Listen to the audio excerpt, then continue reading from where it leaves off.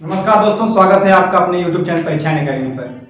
चलिए, हमारा जो सेशन चल रहा है विश्व ज्योग्राफी का, तो उसमें हम लोगों ने पहले सौरमंडल ब्रह्मांड का अध्ययन जो कर रहे हैं उसमें हमारा पार्ट 3 आज वीडियो जो बनेगा पार्ट 3 का बनेगा। 2 वीडियो हमारा अपलोड हो चुका है, आप लोग उसको देख चुके होंगे। तो उस पर ही आगे हम पार्ट 3 जिसमें हम कुछ अन्य आकाशीय पिंडों के बारे में जानेंगे आज।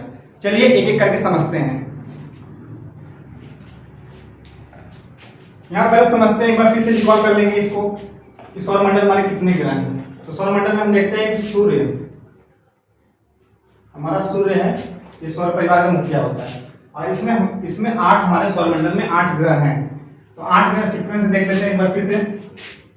सबसे पहले है सूर्य के नजदीक बुध, फिर है शुक्र, फिर अपनी पृथ्वी है तीसरे नंबर पे, मंगल है, और सबसे बड़ा ग्रह बृहस्पति,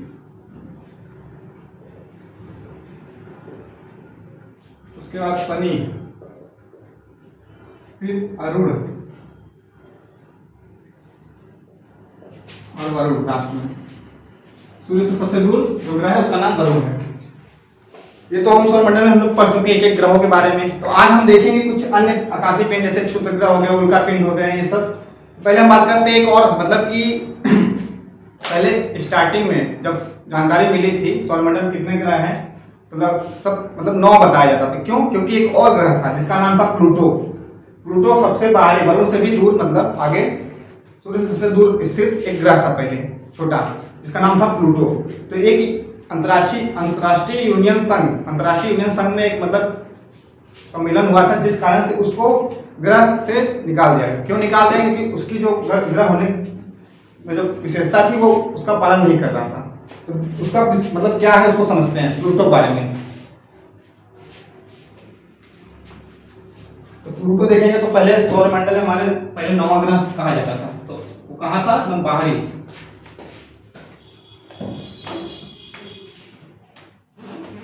प्लूटो।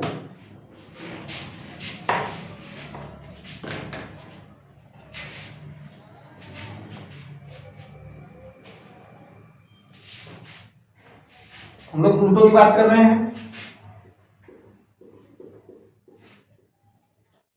पहले सब मतलब 9वां ग्रह इसे कहा जाता था, लेकिन इसको निकाल दिया। क्यों निकाल दिया गया? क्योंकि भाई बताया विशेषता इस ग्रहों की पालन नहीं कर रहा था। एक सम्मेलन हुआ था कब? 24 अगस्त 2006।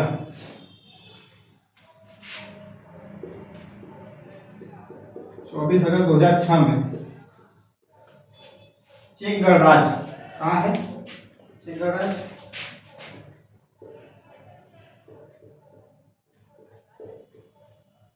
ये अफ्रीका का एक देश है चेक गणराज्य।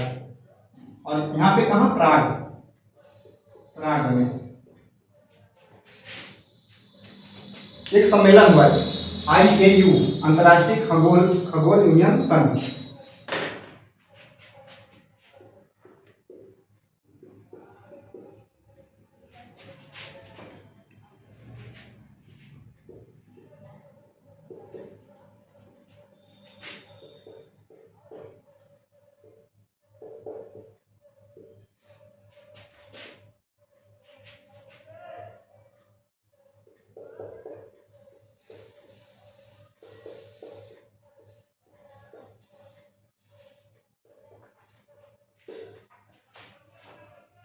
चौबीस अगस्त 2006 में चेक गणराज्य, जहां प्राग में एक सम्मेलन हुआ था IAU का, जिसमें बैठक में यह कहा गया कि जो एक प्लूटो ग्रह है, बौना ग्रह, इसको ग्रह की श्रेणी से निकाल दिया गया। क्यों? इसमें बात हुई थी कि ग्रहों की मतलब की जो क्वालिटी है, विशेषता, उसको साबित नहीं कर रहा था सही। इसकी विशेषता ग्रहों क्या होती है? जैसे कि सभी ग्रह के मतलब एक उनका आकार होता है, वो अपने मतलब किसी भी उपग्रह से छोटा नहीं होना चाहिए सौरमंडल परिवार में। और फिर बात करते हैं कि उनकी एक कक्षा मतलब परिक्रमा करने की कक्षा होती है। तो इनका जो कक्षा था वो प्लूटो वरुण की कक्षा में घुस आता था। तो मतलब जब वो अपनी कक्षा से बाहर आके चक्कर करता था, इस कारण से उसे हम ग्रह की श्रेणी में नहीं रखते हैं। तो इंपॉर्टेंट यही है कब हुआ था सम्मेलन? 24 अगस्त 2006 में। स्थान भी है चेक गणराज्य प्राग में। और IAU, अंतर्राष्ट्रीय खगोल यूनियन, इसका फुल फॉर्म है IAU का। इसी की मतलब बैठक में कहा गया था कि प्लूटो एक बौना ग्रह है, इसको ग्रहों की श्रेणी से निकाल दिया गया था। कुछ पॉइंट नोट करेंगे इसमें।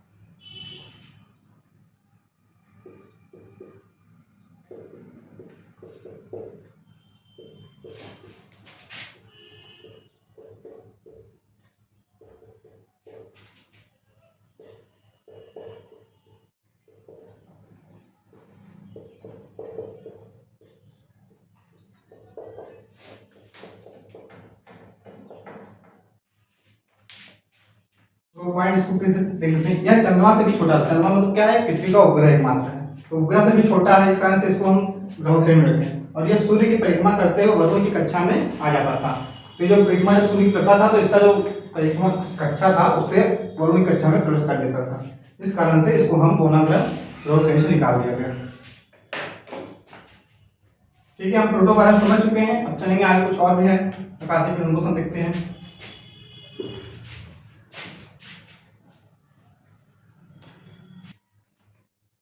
चलिए आइए देखते हैं अगला हमारा जो आकाशीय पिंड उसको हम लेंगे चंद्रमा। चंद्रमा के बारे में बेसिक नॉलेज देख लेते हैं। क्या है चंद्रमा, क्या है चंद्रमा के बारे में क्या है। तो पहले हम बात करते हैं, चंद्रमा एक उपग्रह है। किसका है? अपनी पृथ्वी का एकमात्र उपग्रह है। हमारी पृथ्वी का एकमात्र उपग्रह क्या है? चंद्रमा। चंद्रमा ये पृथ्वी का चक्कर लगाते लगाते सूर्य का भी चक्कर लगा लेता है। मतलब ये पृथ्वी का चक्कर लगाता है अपने, और उसके साथ साथ सूर्य के साथ मतलब सूर्य का भी चक्कर लगाते हुए चलता है। इसको हम हेडिंग पॉइंट वाइज लिखते चलेंगे।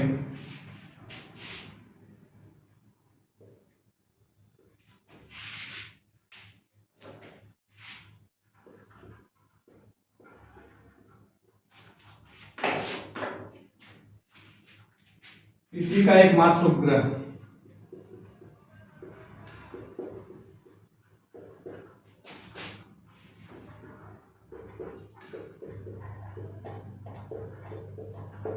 ये पृथ्वी का एकमात्र उपग्रह है।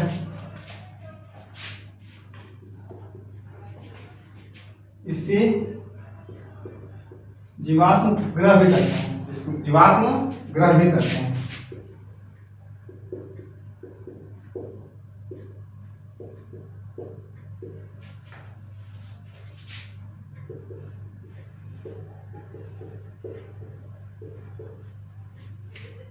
इसे जीवाश्म ग्रह भी करते हैं।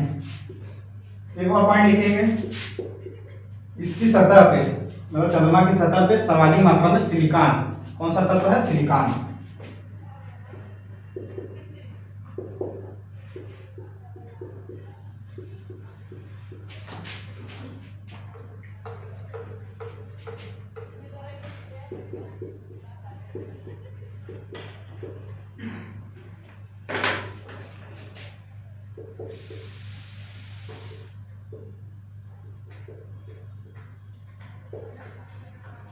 इसकी सतह पर सिलिकॉन की अधिकता है।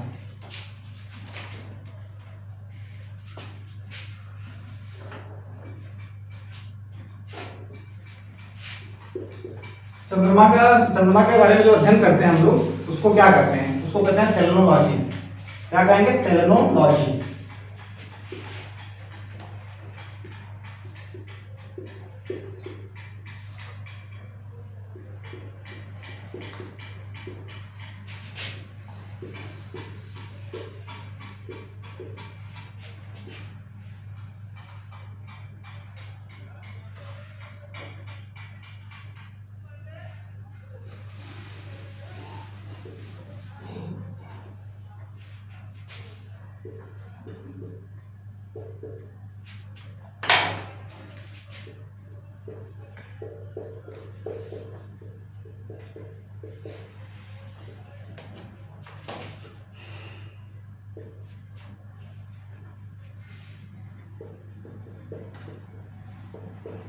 फिर से पढ़ेंगे इसको। चंद्रमा के सतह का जो अध्ययन करते हैं उसको हम कहते हैं सेलेनोलॉजी। जो इस चंद्रमा है हमारा उपग्रह, ये पृथ्वी का जो एक चक्कर लगाता है, पृथ्वी का भी चक्कर लगाया नहीं है, सूर्य के साथ साथ पृथ्वी का चक्कर लगाता है। इसका जो समय है 27 दिन 8 घंटे में ये पृथ्वी का एक चक्कर लगाता है। इसको नोट कर लेंगे हम।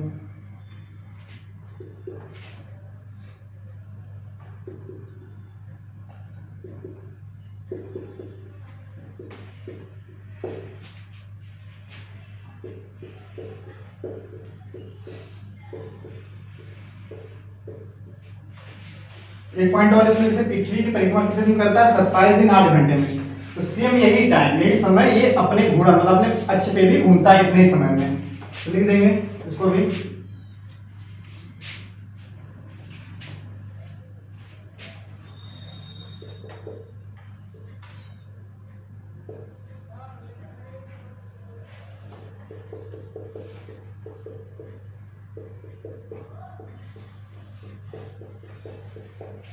इसको समझेंगे परिक्रमा गति बराबर घूर्णन गति, मतलब दोनों इसका एक समान है। और परिक्रमा वही बता दिया हूं, 27 दिन 8 घंटे में पृथ्वी की परिक्रमा करता है चंद्रमा।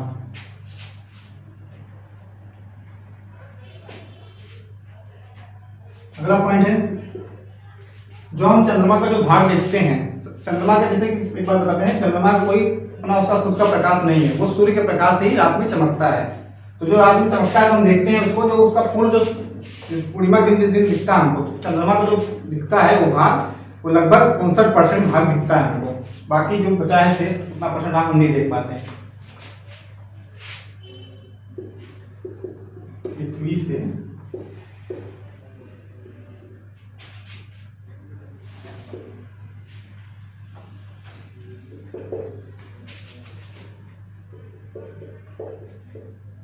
दिखता है, ठीक है।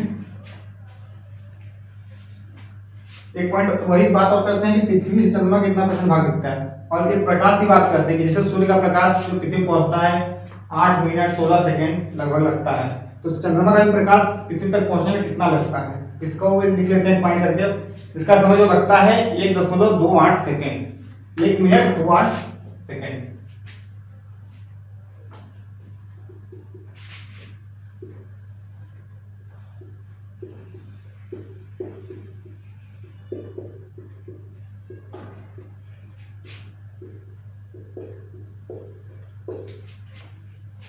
एक 1.28 सेकेंड।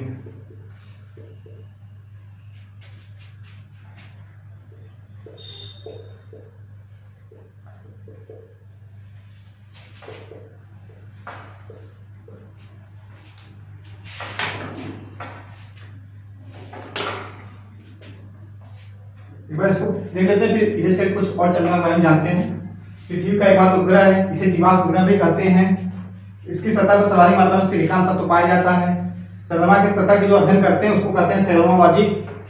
और यह पृथ्वी की परिक्रमा, जो पृथ्वी परिक्रमा करता है, ये 27 दिन 8 घंटे में पूरा करता है। इसकी जो घूर्णन गति है, परिक्रमा गति, दोनों सेम है।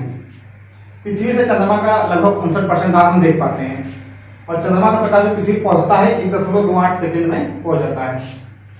इसको ऐसे लिखेंगे 1 मिनट 28 सेकेंड।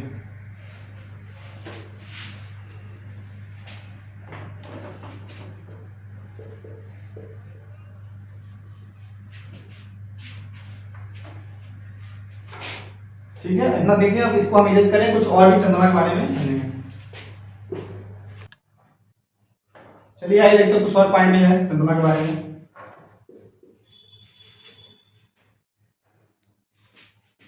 बात करते हैं चंद्रमा के व्यास की। चंद्रमा का व्यास कितना है? चंद्रमा का व्यास 3476 किमी। इसका व्यास कितना है? 3476 किलोमीटर।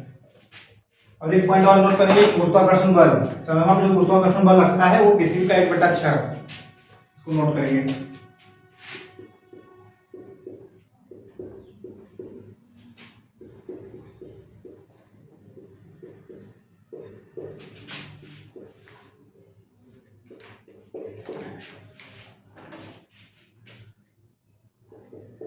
पृथ्वी का 1/6 भाग, मतलब इस पे जो फोर्स है गुरुत्वाकर्षण बल, ये पृथ्वी पे जैसे कि किसी का भार 60 किलोग्राम है, तो चंद्रमा पे उसका भार 10 किलोग्राम से अधिक होगा।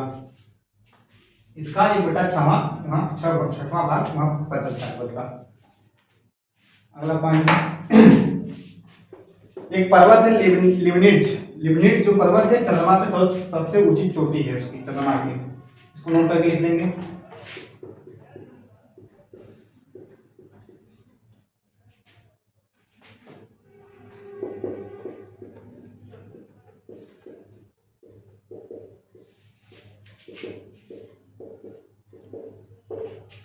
का नाम है लीबनिट्ज। क्या नाम है?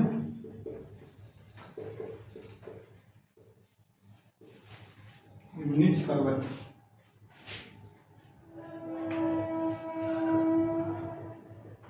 और ये जो है चंद्रमा के दक्षिणी ध्रुव पर है। कहाँ पे? चंद्रमा के दक्षिणी ध्रुव पे ये पर्वत है लीबनिट्ज।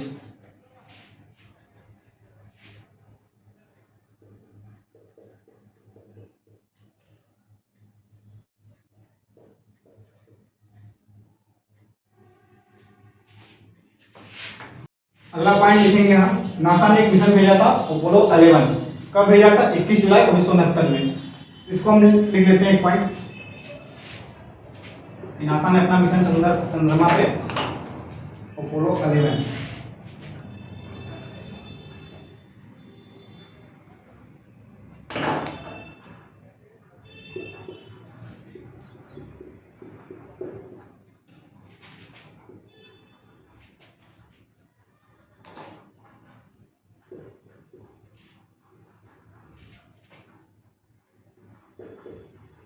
नासा अमेरिका की स्पेस एजेंसी है नासा।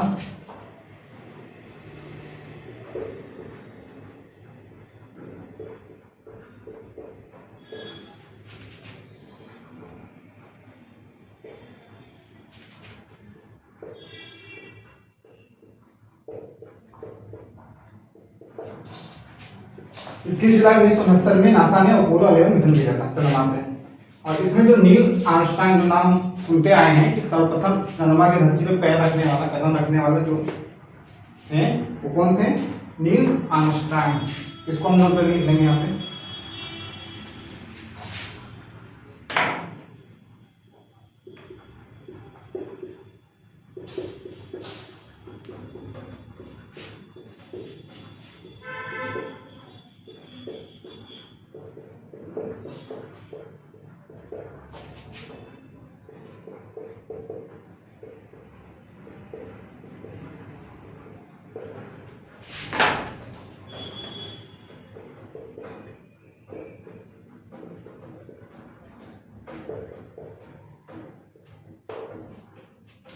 चंद्रमा की सतह पर उतरने वाला पहला अंतरिक्ष यात्री क्या नाम था?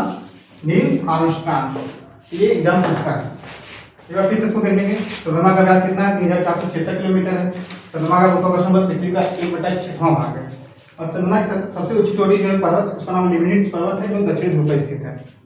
और 21 जुलाई 1969 में नासा ने अपना मिशन अपोलो 11 मिशन भेजा था, जो उसमें उसी में गए थे ये नील आर्मस्ट्रांग। इन्होंने चंद्रमा पर अपना कदम रखा था पहली बार। ठीक है, चलते हैं आगे। क्षुद्र ग्रह, इसको देखते हैं।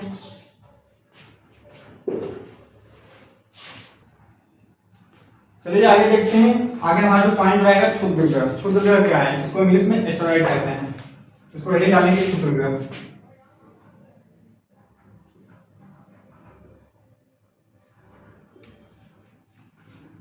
क्षुद्र ग्रह की बात करते हैं, इसको पहले समझ लेते हैं सौरमंडल में है कहाँ स्थित।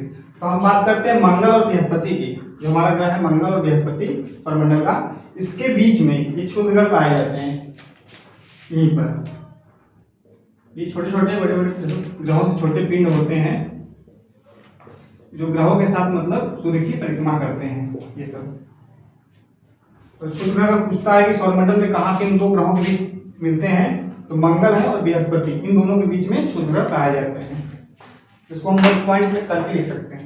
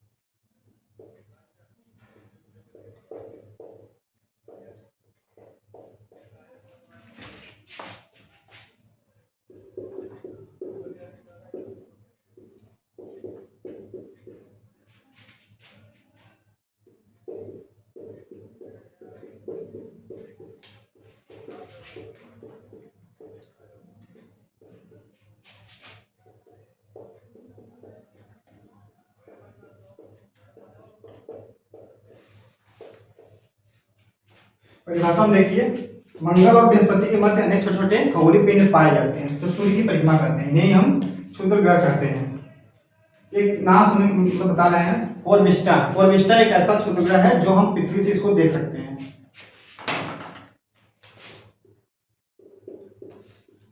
फोरविस्टा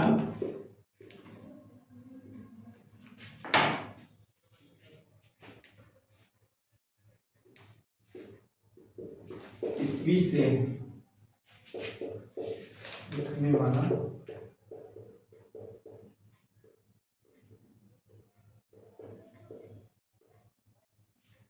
पृथ्वी से दिखने वाला क्षुद्र ग्रह है कौन? फोरविस्टा। अगर पूछा जाए कहाँ है तो मंगल और बृहस्पति के बीच में। चलिए समझिए, आगे देखते हैं अगला।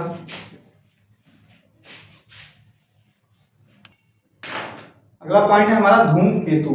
धूमकेतु क्या है इसको देख लेते हैं। ये भी हमारा एक आकाशीय पिंड है, लेकिन जानेंगे धूमकेतु।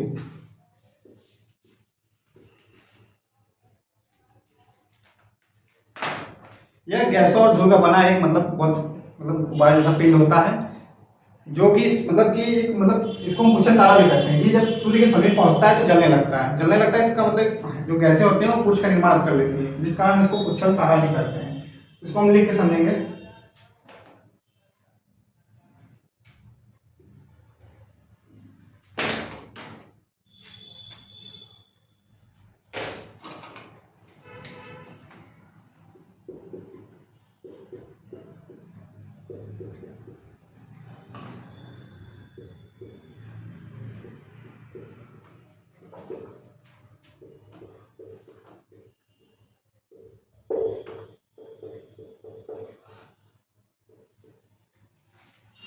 यह गैसों और धूल का एक संग्रह होता है।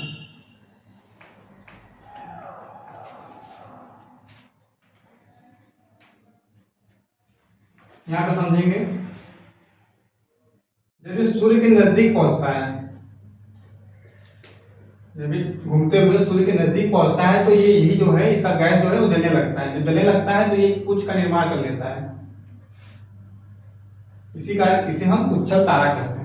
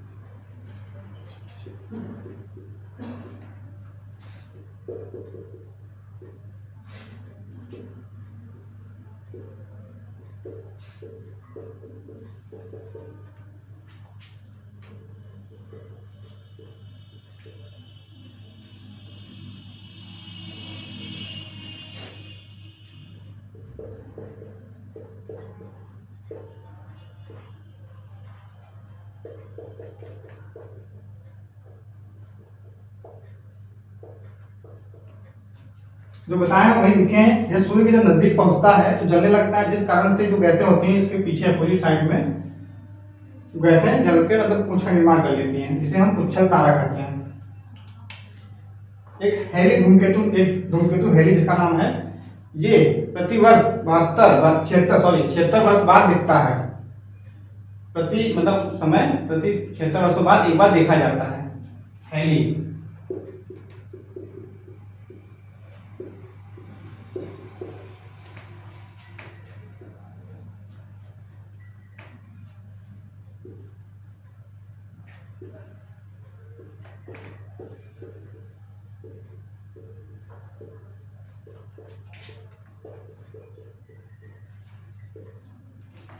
पिछली बार यह 1986 में देखा गया था। पिछली बार ये कब देखा गया था? 1986 में।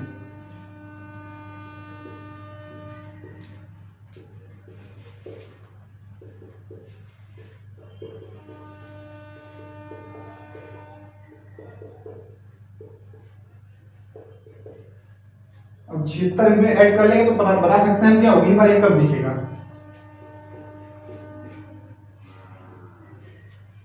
अगली बार ये आपको 2062 में देखने को मिलेगा हेली धूमकेतु, जो कि ऐसे ही दिखेगा देखने पर आसमान में जलता हुआ कुछ की तरह।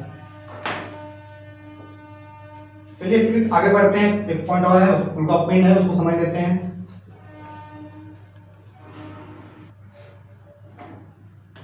अगला पॉइंट हमारा है उल्का। उल्का क्या है?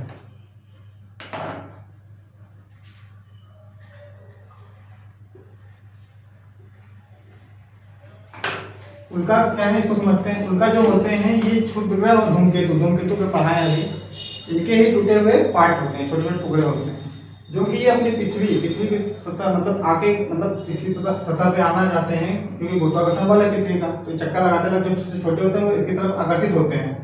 जब इसकी तरफ आकर्षित होंगे तो ये क्या करेंगे कि जो वायुमंडल का एक भाग हमारा है मध्यमंडल, उसमें आके कुछ या कैसे पिंड उल्का पिंड जलने लगते हैं, जल के नष्ट हो जाएंगे तो उल्का कहलाएंगे। तो वही गिर जाते हैं, जलते जलते बड़ा पिंड होते हैं तो गिर जाते हैं आगे हमारी पृथ्वी पे, जिसको हम उल्का पिंड कहते हैं। इसको हम लिख के ये समझ लेंगे।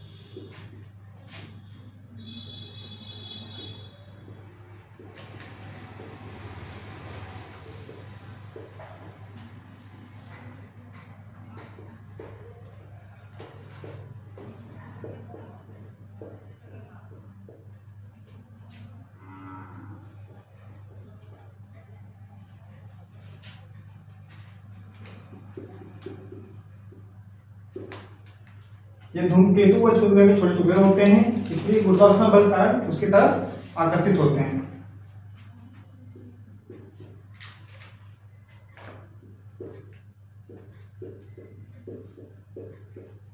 पृथ्वी के आयनमंडल, पृथ्वी का जो वायुमंडल का भाग है आयनमंडल,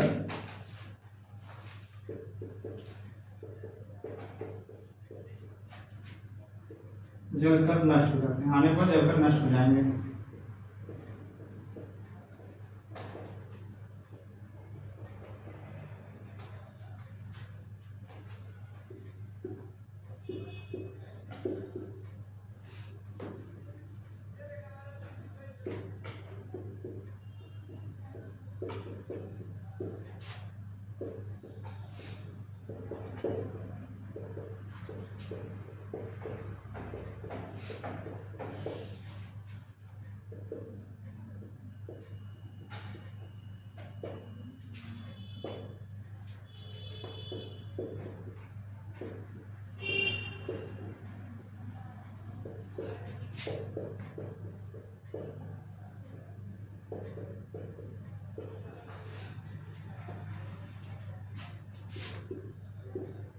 ये धूमकेतु क्षुद्र ग्रह छोटे टुकड़े होते हैं, पृथ्वी गुरुत्वाकर्षण बल के कारण इसकी ओर आकर्षित होते हैं और ये पृथ्वी के आयनमंडल में आने पर जलकर नष्ट हो जाते हैं। नष्ट होने जब हो जाएंगे तो इसको हम उल्का कहेंगे। जब यही नष्ट नहीं हो पाते, पृथ्वी की सतह पर आके गिर जाते हैं तो इसको हम उल्का पिंड कहेंगे। आज हमने कुछ खगोलीय पिंडों के बारे में अध्ययन किया है।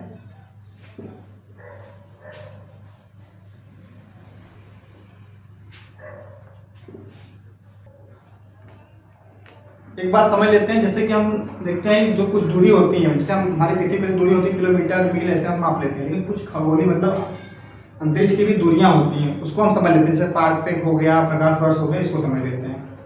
तो बात करते हैं सबसे छोटी खगोलीय दूरी, सबसे छोटी है एक खगोलीय इकाई। खगोलीय इकाई किसे कहते हैं? ये जो दूरी होती है ये पृथ्वी से सूर्य के बीच की दूरी होती है, लगभग 150 मिलियन किलोमीटर। कितना होता है? 150 मिलियन किलोमीटर। नोट कर लेंगे खगोलीय इकाई।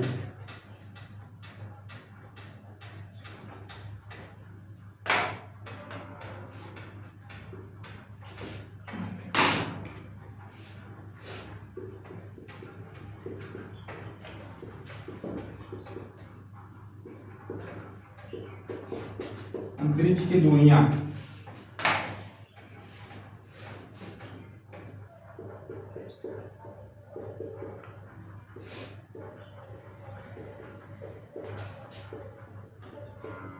खगोलीय इकाई है क्या बताया अभी, पृथ्वी से सूर्य के बीच की दूरी। पृथ्वी हमारी है, यहाँ से लेके यहाँ तक सूर्य के बीच की दूरी कितनी है, लगभग 150 मिलियन किलोमीटर।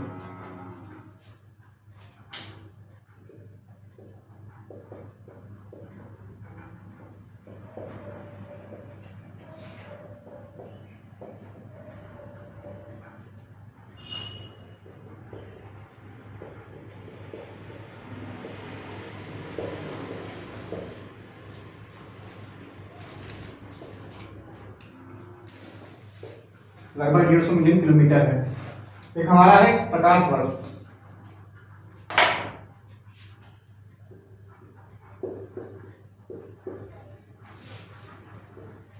बात करते हैं प्रकाश वर्ष। प्रकाश वर्ष होता क्या है? प्रकाश वर्ष से होता है जो निर्वात में एक वर्ष में प्रकाश द्वारा चली गई दूरी। निर्वात में मतलब अंतरिक्ष में निर्वात होता है, निर्वात में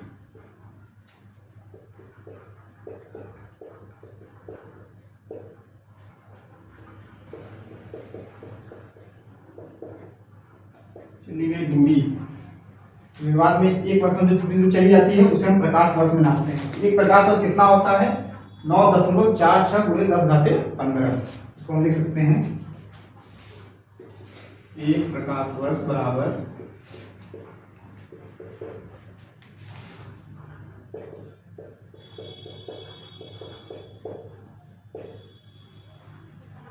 कितना होता है किलोमीटर।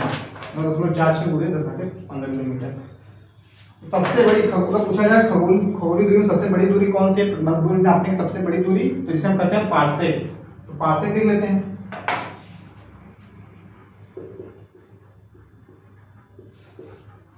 यह दूरी मापने की सबसे बड़ी इकाई है।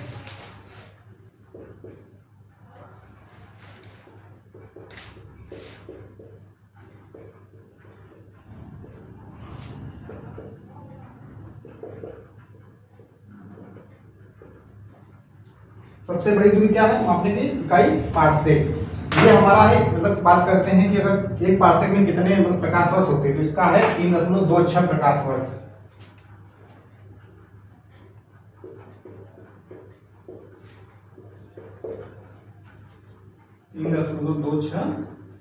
प्रकाश वर्ष।